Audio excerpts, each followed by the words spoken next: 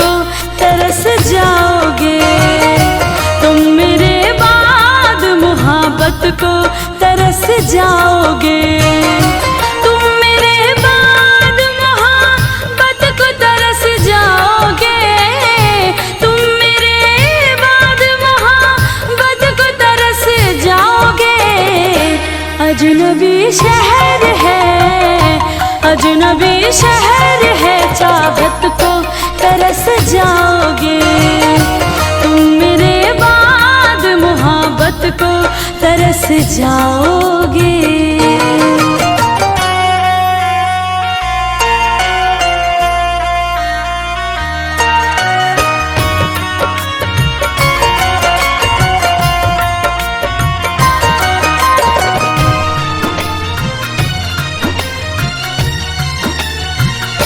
मेरी आँखों में आंसू देख के मुस्कुराते हो। ना ही तुम दिल में रहते, ना ही दूर जाते हो। इस उजड़े चमन में फूल खिलाएगा कौन?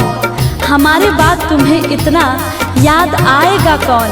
अरे पगले, आज हम हैं तभी तो सताते हैं। आज हम हैं तभी तो सताते हैं। हमारे जाने के बाद तुम्हें इतना सताएगा कौन? मेरी आँखों में आंसू देख के मुस्कुराते हो। ना ही तुम दिल में रहते, ना ही दूर जाते हो। इससे बेहतर ना आशियाना कहीं पाओगे। तुम मेरे बाद मोहब्बत को तरस जाओगे।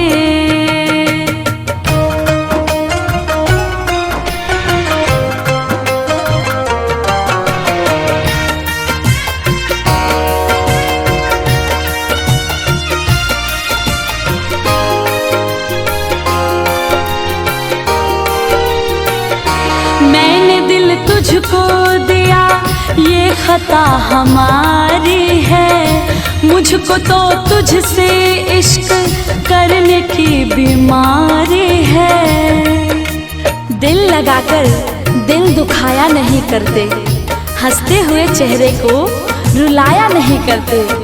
अरे जब दर्द दूर नहीं कर सकते तो दर्द देते ही क्यों हो? अपने चाहने वाले को इस कदर सताया नहीं करते। मैंने दिल तुझको दिया, ये खता हमारी है। मुझको तो तुझसे इश्क करने की बीमारी है।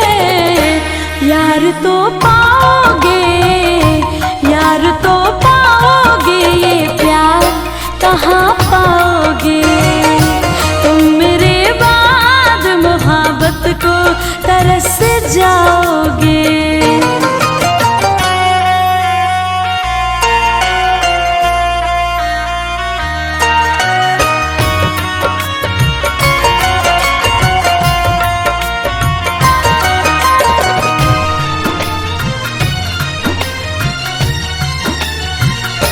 ऐ मेरे हम सफरियों, दिल को तुम दुखाओ ना। दिल तो बच्चा है अभी, इसको तुम रुलाओ ना। तू कहीं भी रहे, सर पे तेरे इल्जाम होगा। तेरे होठों की लकीरों पे मेरा ही नाम होगा। अरे मुझको अपना बना या ना बना, मुझको अपना बना या ना बना, तू मेरे नाम से जरूर बदनाम होगा।